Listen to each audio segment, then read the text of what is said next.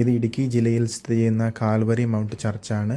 ചർച്ചിലെ ഒരു ബൈബിൾ വിസ്മയമാണ് നമ്മളിന്ന് കാണാൻ പോകുന്നത്. വിയ ഡൊളോറോസ എന്നാണ് ഈ ഗുഹയുടെ പേര്. ഗുഹയിൽ ചെല്ലുമ്പോൾ എൻട്രി നമുക്ക് കാണാൻ സാധിക്കുന്നത് യേശുക്രിസ്തുവിനെ കാണിച്ചു കൊടുക്കുന്ന യൂദാസിൻ്റെ ഒരു ചിത്രമാണ്. അതുപോലെ യേശുക്രിസ്തുവിനെ വിചാരണയ്ക്ക് വേണ്ടി പീലാത്തോസിൻ്റെ അടുത്ത് കൊണ്ടുപോകുന്ന ഒരു ദൃശ്യം നമുക്ക് കാണാൻ സാധിക്കും. അതുപോലെ യേശുക്രിസ്തു താഴെ വീഴുകയും അദ്ദേഹത്തെ ചാട്ടവാറിനാൽ അടിക്കുകയും ഉപദ്രവിക്കുകയും ചെയ്യുന്ന ഒരു ദൃശ്യം. സ്ത്രീകൾ കരയുന്നുണ്ട് അവിടെ നിന്ന്. അതുപോലെ യേശുക്രിസ്തുവിനെ ക്രൂശിക്കുന്ന ഒരു ദൃശ്യം.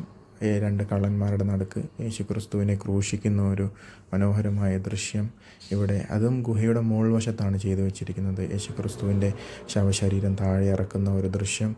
അതുപോലെ യേശുക്രിസ്തുവിനെ അടക്കിയിരിക്കുന്ന കല്ലറയിൽ അടക്കിയിരിക്കുന്ന ഒരു ദൃശ്യം.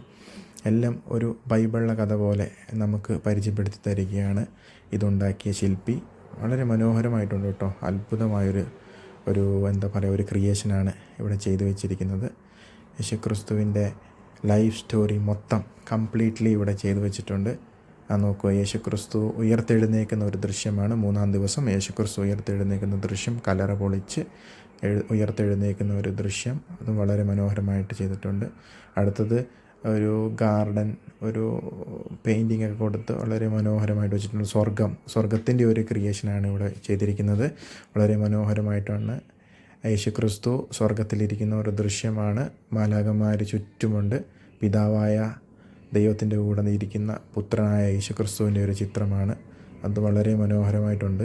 മാലാഖമാർ സ്തുതിക്കുന്നതും പാടുന്നതുമായൊരു ദൃശ്യം. ഒരു സ്വർഗത്തിൻ്റെ ഒരു മോഡലാണ്. വളരെ മനോഹരമായിട്ടുണ്ട്. ലൈറ്റിങ്സൊക്കെ ഇങ്ങനെയൊക്കെ ആയിരിക്കുമല്ലേ സ്വർഗം. നമുക്കറിയില്ല, ചെല്ലുവാണെങ്കിൽ അറിയാൻ പറ്റും. ഇത് യേശുക്രിസ്തുവിൻ്റെ 2ാമത്തെ വരവാണ്. യേശുക്രിസ്തു രാജാവിനെ പോലെ 2ാമത് വരും.